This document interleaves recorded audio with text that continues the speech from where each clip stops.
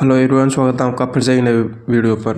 Third grade L1 paper इतना कठिन paper आया है, बच्चों के देख के होश उठ गए। यानी कि बताया जा रहा है कि जो रीट L1 की एग्ज़ाम ली गई थी 17 जनवरी को, उसमें बताया गया कि कथन निष्कर्ष के द्वारा के क्वेश्चन दिए गए थे। जैसे कथन निष्कर्ष के क्वेश्चन आते हैं, इस प्रकार दिए गए थे क्वेश्चन।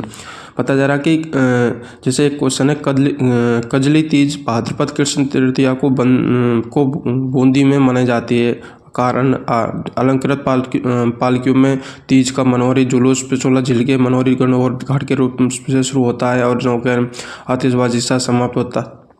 इस प्रकार इसके कथन निष्कर्ष दिए हैं। इस पर यानी कि आपका पेपर करीब 64 पेज का आया, जिससे बच्चे देख के घबरा गए।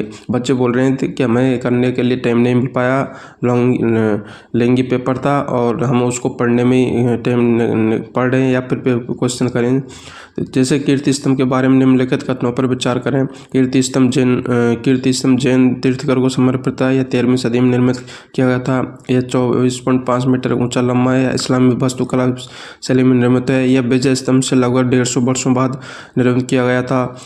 अब इसके नीचे दिए गए विकल्पों से उपयुक्त उत्तर चुनें। जैसे केवल A, B, C या D है, या केवल C, D, E है, केवल B, C, D, E है, या केवल A, B, C है। इस प्रकार कथन निष्कर्ष की तरह क्वेश्चन दिए गए थे, जिसको देख के बच्चे घबरा गए। इस प्रकार कथन अब तक रीट का जो पेपर लिया गया है, उसमें सबसे कठिन पेपर बताया जा रहा है कि बच्चे इनको करने के लिए टाइम नहीं मिल पाया। और सभी क्वेश्चन इसी प्रकार दिए गए हैं। जैसे सूची 1 को सूची 2 से मिलाएं, फिर उसके नीचे दिए गए विकल्पों से सबसे उत्तर चुनें।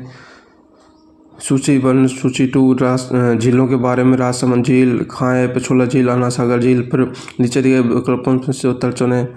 इस प्रकार कालक्रम के प्रश्न पूछेंगे। कालक्रम में कौन सा काल, जैसे राजस्थान में 1870 में क्रांति को कालक्रम में प्रविष्ट किया। गोटा में क्रांति, नसीराबाद में क्रांति, एरमपुरा में क्रांति, नीमच में क्रांति। अब इनमें से दिए गए विकल्पों से सबसे उपयुक्त उत्तर चुनें। जिलों के अनुसार, जैसे जनगणना 2011 के अनुसार साक्षरता दर के आरोही क्रम में व्यवस्था करें। आरोही क्रम में क्या है, इस प्रकार क्वेश्चन दिए गए हैं, जिससे बच्चों के देख के होश उड़ गए। इस प्रकार यानी कि साइकोलॉजी का तो इतना कठिन पेपर बता रहे थे। एक क्वेश्चन है, सूची 1 को सूची 2 से मिलान करें। जैसे धौलपुर संयुक्त चक्र विद्युत स्टेशन 172 मेगावाट की क्षमता रखता है। राणा प्रताप सागर बांध, राजस्थान परमाणु विद्युत नौक और पार्क। इस प्रकार क्वेश्चन पूछे गए थे। साइकोलॉजी को कठिन बता रहे हैं पेपर। साइकोलॉजी इतनी कठिन थी कि बच्चे टच में नहीं कर पाए। सभी क्वेश्चन में इसी प्रकार एक पन्ना में एक पेज में एक क्वेश्चन आ रहा है। इतना बड़ा पेपर बता रहे थे। पेपर सभी को देख सकते हैं आप। देखो, ये नीचे दिए गए कथन दिए गए। अभी कथन और रूप में लिखित है। दूसरा उसके कारण आर रीजन के रूप में क्या है। Local area network private network 1 kilometre परिधि में विस्तृत है। तो local area network 7 Mbps 70 Mbps की रेंज में विद्युत स्पीड। इसी प्रकार यानी जैसे कथन निष्कर्ष रीजनिंग में कथन निष्कर्ष के क्वेश्चन आते हैं, इस प्रकार सारे क्वेश्चन दिए गए हैं। एक सीधा क्वेश्चन मुश्किल से मुश्किल पूरे 150 में से करीब 10-5 क्वेश्चन ही सीधे हैं। यानी कि सभी कथन निष्कर्ष के द्वारा पेपर दिया गया है।